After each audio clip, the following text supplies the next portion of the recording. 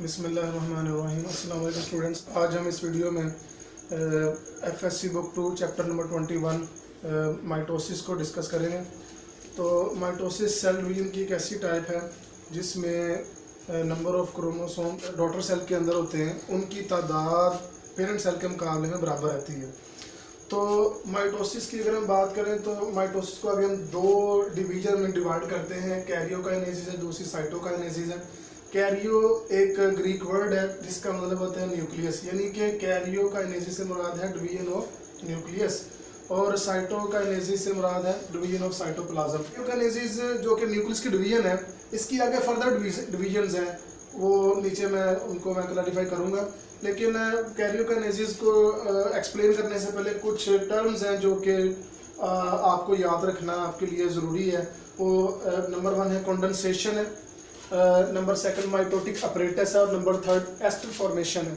तो condensation, what is condensation? Condensation एक ऐसा प्रोसेस है जिसमें क्रोमोसोम जो है जब अपीयर होते हैं, अपीयर फॉर्म के अंदर आते हैं, असल में डीएनए जो होता है वो जब हिस्टोन प्रोटीन के ऊपर जब क्वाइल करता है या रैप करता है, और उस वक्त उसकी क्वाइलिंग होती है।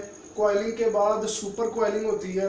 सुपर क्वाइलिंग का प्रोसेस गुजरने के बाद क्रोमोसोम जो है वो विजिबल फॉर्म के अंदर आ जाते हैं। सारे प्रोसेस को कंडेंसेशन कहते हैं। माइटोटिक अपरेटस जैसा कि जो अपरेटस जैसा कि सामान जो होता है, माइटोसिस के अंदर जितना भी जो स्ट्रक्चर्स जो थिंग्स यूज होगी वो सारे का सारा जो है वो माइटोटिक अपरेटस है। जैसा कि स्पिंडल फाइबर्स इसमें बनेंगे डिवीजन के दौरान, सेंट्रियोल्स जो आएंगे और क्रोमोसोम। तो माइटोसिस के अंदर जितने भी पार्ट्स जो हैं वो इन्वॉल्व होंगे वो सारे का सारा माइटोटिक अपरेटस है। नंबर 3 है जी aster formation. Aster formation it is a combination of centriole and spindle fibre. तो सेंट्रियोल और स्पिंडल फाइबर के कॉम्बिनेशन को एस्टर फॉर्मेशन कहते हैं। स्पिंडल फाइबर जो है ये प्रोटीन्स होती हैं जो कि माइक्रोट्यूब्यूल से बनती हैं, और स्पिंडल फाइबर जो है ये यहाँ पर आकर क्रोमोसोम में आकर अटैच होना होता है। तो अब हम आते हैं कैरियोकाइनेसिस की तरफ और उसकी डिवीजन की तरफ। कैरियोकाइनेसिस जैसा कि मैंने आपको पहले बताया कि karyokinesis it is a division of nucleus, और इसके आगे फेजेस हैं, वो मैं पहले उनके नेम बताता हूँ, फिर बाद में उनकी डिवीजन की तरफ आते हैं। कैरियोकाइनेसिस की फर्स्ट जो फेज है उसका नाम प्रोफेज है, सेकंड वन मेटाफेज है, थर्ड वन एनाफेज, और लास्ट में जो टीलोफेज है।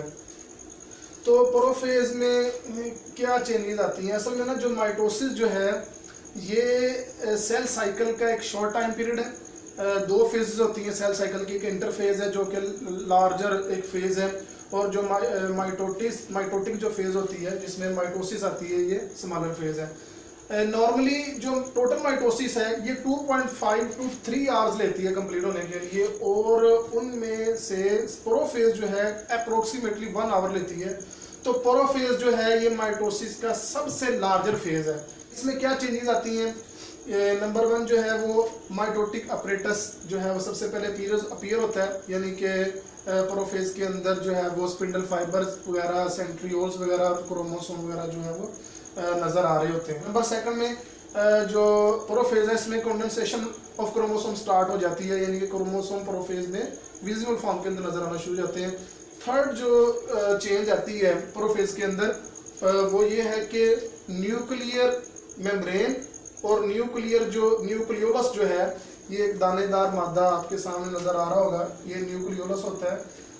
ये दोनों न्यूक्लियोलस और न्यूक्लियर मेम्ब्रेन जो है ये डिसअपीयर होना शुरू हो जाते हैं, डिसअपीयर हो जाते हैं।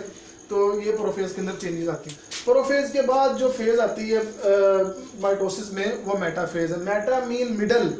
तो मेटाफेज के अंदर जो क्रोमोसोम्स होते हैं ये सेल के मिडल में आ जाते हैं, और स्पिंडल फाइबर बन चुके होते हैं, और न्यूक्लियर मेम्ब्रेन डिसअपीयर हो चुकी होती है। तो मेटाफेज में क्रोमोसोम जो है वो स्पिंडल फाइबर पर आकर अटैच हो जाते हैं।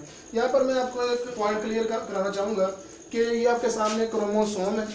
क्रोमोसोम के जो आर्म्स होते हैं these are called as chromatids, इनको क्रोमैटिड्स कहते हैं।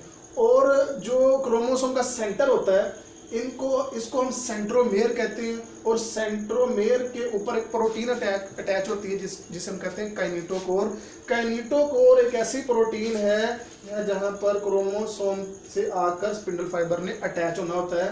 तो यहाँ पर जो क्रोमोसोम की काइनेटोकोर है वहाँ पर स्पिंडल फाइबर आकर अटैच हो जाते हैं और मेटाफेज में जो क्रोमोसोम है वो सेल के दरमियान में आ जाते हैं।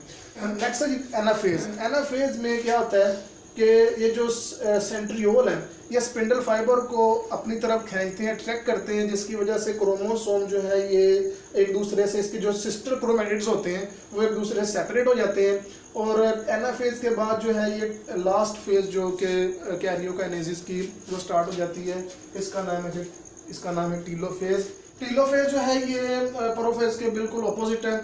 जैसा कि हमने पढ़ा था कि प्रोफेज के अंदर कंडेंसेशन क्रोमोसोम स्टार्ट हो जाती है, जबकि टीलोफेज के अंदर क्रोमोसोम हमें विजिबल फॉर्म के अंदर नजर नहीं आ रहे होते।